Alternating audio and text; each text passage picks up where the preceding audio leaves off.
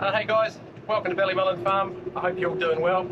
Hey, I'm just heading out the back to quickly do a bit of work on a paddock back there with a groundhog. So yeah, just thought you might want to come along and watch what we're up to. Yeah, so this is the machine we're talking about. We've had it for a little while. We haven't actually got around to doing a video of it yet, so we just thought we would do that. The main reason people sort of tend to buy the groundhogs is for fixing pug paddocks. So they do a really good job of kind of breaking their surface up, and then you can sort of roll it or seed drill in behind it and tidy it up. This paddock that we're in, it got quite badly pugged last winter, and it's the sort of classic story of it went from being far too wet for me to sort of get on it and do something with it to suddenly being rock hard. So I spent all last season, when we were getting the cows out of this paddock, trying not to break my teeth riding the motorbike across it. One of the main reasons we bought the groundhog was for trying to sort of get rid of kellies, now that we're not trying to not use chemical sprays. So obviously kellies like to grow in areas where the ground's compacted. So the idea is sort of, I think maybe October, November, you go through any kelly areas with this, and it kind of helps aerate the soil, which hopefully takes away the sort of compacted soil that the kellies like to grow in, but also kind of knocks them around and hopefully bruises them enough that it will, kill them. You're talking to people that have got one, you're sort of not going to get rid of all of them, but over time it definitely helps. So that's the plan we've got. So yeah, I'm going to jump in the tractor and we'll get into it.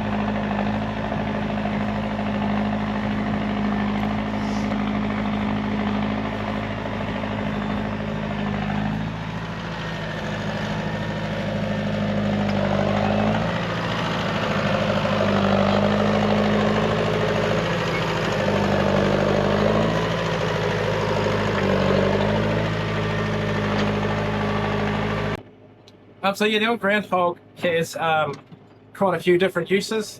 You can actually, stony bit there. Just going a little bit slow in this paddock because it is a little bit stony. This is land that we leased from our neighbour, and it's a bit stonier than home.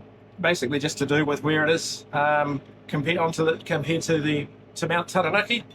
But yeah, what I was saying is the groundhog has lots of different uses. You can actually use it for light cultivation if you want to.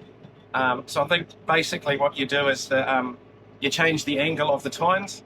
So there's some bolts and stuff there that you can undo, and some pins you can loosen, and then shift the bearings basically, I think, forward or backwards, and it just puts more or less cut on.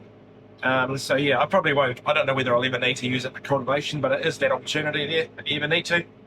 And yeah, like I said, our main reason for using it was our main reason for getting it, like I said, was to get rid of compacted areas. And we definitely notice on the lease back here that it is more compacted than the home farm. some of it's not actually mechanically compacted as such, you know, like from cows treading it, but it's more the soil structure and the microorganisms living in the soil and that sort of thing. So we're also working on that in different ways with our fertilizer mix that we're using and our seaweed mix that we're spraying on, and trying to incorporate different plants into our pasture mix. So yeah, the idea today is I'm going to run over it with the Groundhog. It's chopping it up pretty well, especially the areas that were quite well poked last year. I think then tomorrow maybe I might just run the harrows over it, and that might just help level off some of the sort of remaining lumps and bumps. And then we've actually got a bit of the grass seed left, or the seed mix left from our autumn mix that we did. That's got, I think it's got, what do they have in it? Perennial ryegrass, some Italian ryegrass, oats, vetch, and forage rape. I think that was all it was. So I'll probably jump in here later in the week or early next week with the seed drill and undersow this paddock with that. I had planned on doing that earlier in the season, or back in autumn time when Dad undersowed the other stuff for me, but this paddock being so rough and it being in the middle of the drought at that stage, I decided to wait until it had sort of softened up a bit until I had a chance to run the Groundhog through it. So I thought otherwise it would just be far too hard on the seed drill. Go around this corner. I think you can probably go around some corners without lifting it too much. They're kind of a bit of a sweeping corner or something, but I find on the real sharp corners it's probably best just to lift it up and lower it down. Probably a lot kinder on the bearings and stuff that way. Probably kinder on the tractor as well, because you're not trying to force you know, your links or your 3-point linkage to go around corners with an implement that's in the ground. But no, I find it works really well. Didn't use it a hell of a lot with Kelly's at the end of last season, just based on when we actually bought it, that opportunity had kind of gone. But I feel like it will do a really good job. I've talked to other farmers around, friends nearby that have had one for a long time. They're actually organic, and it's actually all that they do for their curly control. And like they say, it doesn't get rid of all of them, but it knocks them around, and it opens up the soil. Definitely, yeah, you get rid of some of that sort of compactedness, which is where, you know, weeds like California Thistles, I should say. If you're wondering what I'm talking about when I say Kelly's, yeah, that's the mother area that they like to live in, so it definitely helps there. So yeah, I'm going to carry on doing a bit more of this paddock and see how we go.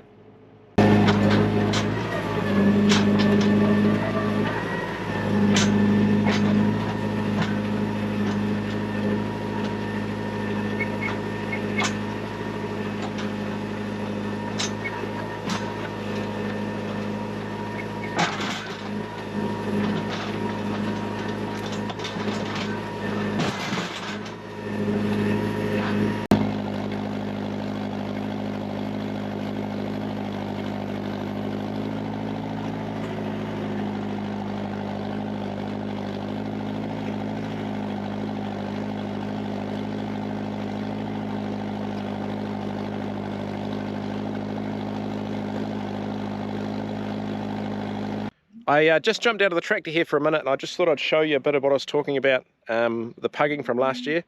This is up the top end of the paddock where it was its worst. And you just kind of see, you can just kind of see these big lumps. Basically all it's from is, you know, treading damage from cows, and leaves all these lumps and bumps, which it's not so bad at the moment because the ground is quite soft because we've had rain, but later on, you know, summertime in particular, they just absolutely rock hard. So yeah, the idea is to break a lot of those up, and I feel like it's actually working really well.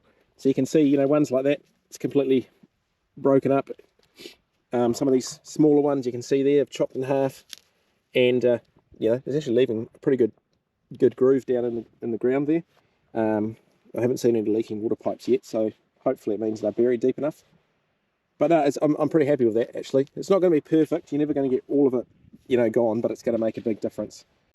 I was just thinking too, I mentioned that I might harrow these paddocks first and then undersow them, but I might actually just come in here with the drill first. Since there's so much bare soil at the moment, this is sort of bringing up bare soil, which is really good for seed, you know, seed to soil contact. So I might actually just drop the seed on top of the ground and then harrow afterwards.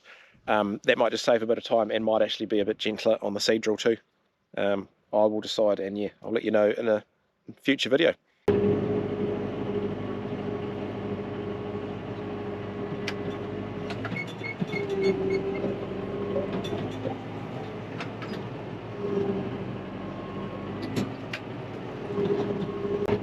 Hey, so thanks heaps for watching, guys. I hope you enjoyed it. Hope you enjoyed your free geography lesson for the day. As always, we really appreciate you guys watching. It sort of makes it worth doing. But no, I'm going to carry on and finish the rest of the paddock now, so I will see you on the next one.